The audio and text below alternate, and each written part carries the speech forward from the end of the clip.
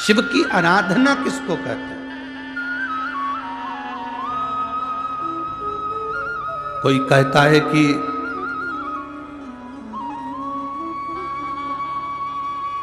क्यों भटक रहे हो, क्यों जा रहे हो यहां वहां। हम कहते हैं तुम भटको भी मत, कहीं मत जाओ। तुम्हारे घर के नजदीक में जो शंकर का शिवालय हो, तुम्हारे घर के नजदीक में जो शंकर का मंदिर हो, शिव मंदिर हो, शिवालय हो, उस शिवालय में जाकर एक लोटा जल प्रतिदिन चढ़ाना प्रारंभ करो।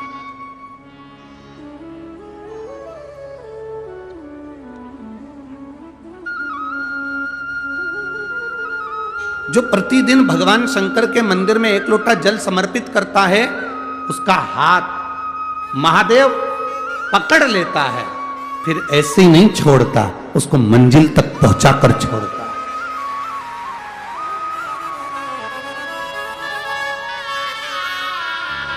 वो ऐसे ही नहीं छूट सकता।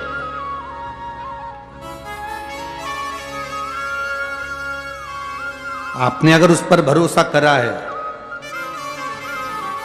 हां थोड़ा कष्ट हो सकता है, थोड़ी तकलीफें आ सकती है, थोड़ा दुख आ सकता है, जिंदगी में थोड़े थोड़े तकलीफें हर मनुष्य के जीवन में आती है। कोई संत, कोई साधु, कोई गुरु, कोई ब्राह्मण, कोई बहुत बहुत बड़ा महाराज भी अगर तुमको कह दे कि उसकी जिंदगी में दुख नहीं है, तो समझ लेना कि झूठ बोल रहा है।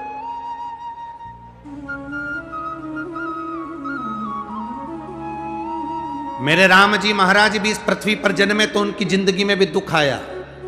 मेरे भगवान कृष्ण भी इस पृथ्वी पर जन्मे तो उनकी जिंदगी में भी दुख आया। माता जानकी भी इस पृथ्वी पर प्रगटी तो उनकी जिंदगी में भी दुख आया। राधा रानी भी इस पृथ्वी पर प्रगटी तो उनकी जिंदगी में भी दुख आया। संसार में अगर जन्म लिया है, मृत्यु लोक में अगर तुम पैदा हुए हो, पृथ्वी पर अगर तुम आए हो, तो तुम्हारी जिंदगी में दुख ये नहीं कि नहीं आएगा। हमारे पूर्व के कर्म के अनुसार हमारी जिंदगी में दुख, हमारी जिंदगी में तकलीफें आती है, पर वो दुख मिटेगा कैसे?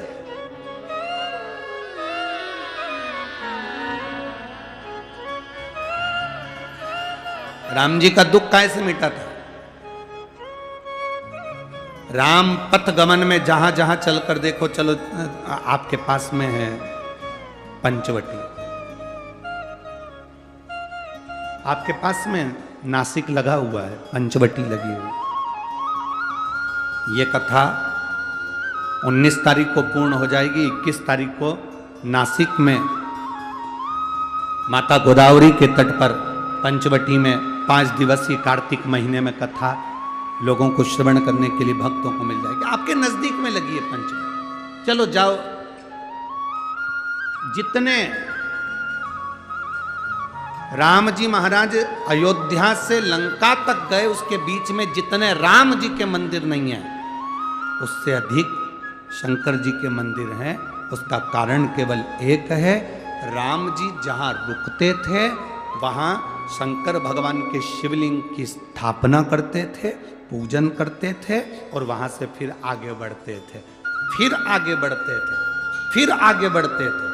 बिना शंकर की आराधना के, बिना शंकर भगवान को एक लोटा जल चढ़ाए बिना मेरे राम जी महाराज आगे बढ़ते ही नहीं थे। भगवान कृष्ण के जीवन का चरित्र उठाकर देखो। मेरे ठाकुर जी का नियम था, एक लोटा जल चढ़ाए बिना कृष्ण आगे बढ़ते नहीं थे। श्री दशरथ जी महाराज के जीवन चरित्र को उठाकर देखिए। सूर्य नारायण भगवान को जल और शंकर भगवान को जल चढ़ाए बिना दशरथ जी महाराज आगे बढ़ते नहीं थे। श्री जनक जी महाराज के चरित्र को उठाकर देखिए। एक लोटा जल चढ़ाए बिना जनक जी महाराज अपनी सभा में नहीं जाते थे।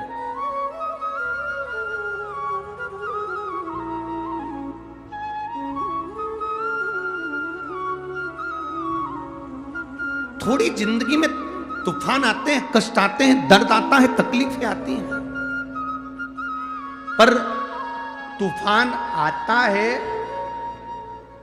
तो पता चलता है ना कि मजबूती कितनी है। अभी पता चला, चला कि नहीं चला? अरे बोलो तो जम के। पता चला ना कि मजबूती कितनी है। ये हवा चलती है, तूफान आता है, तब पता चलता है मजबूती कितनी है। उसी तरह दूसरे धर्म के लोग तुम्हें डिगाने के लिए आगे बढ़ते हैं, पर तुम्हारे भीतर का सनातन धर्म दिखा देता है कि मजबूती कितनी।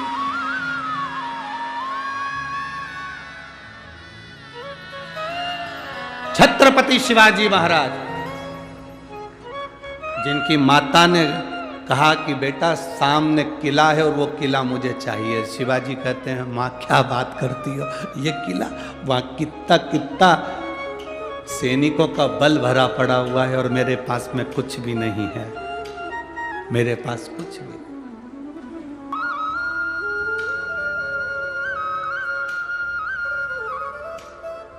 जीजाबाई के शब्द जब श्रवण किए,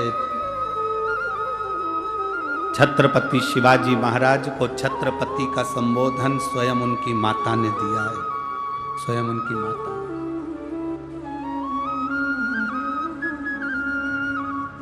कह दिया जीजाबाई, सामने जो किला है वो मेरा है, तुझे मालूम है? हाँ मां, मैंने सुना है, ये किला अपना है, फिर कब्जा दूसरे का है। छत्रपति शिवाजी ने कहा बहुत भारी सेना है उसके पास में, बहुत बल है उसके पास में, सेना प्रबल है उसके पास में, मेरे पास इतनी सेना नहीं है। मां ने कह दिया शिवाजी तेरे बस की बात नहीं है, मैं खुद जाऊंगी और किला लेकर आऊंगी। स्वयं शिवाजी ने सुना कि मां स्वयं किला लेने के लिए जा रही है, स्वयं किला। मां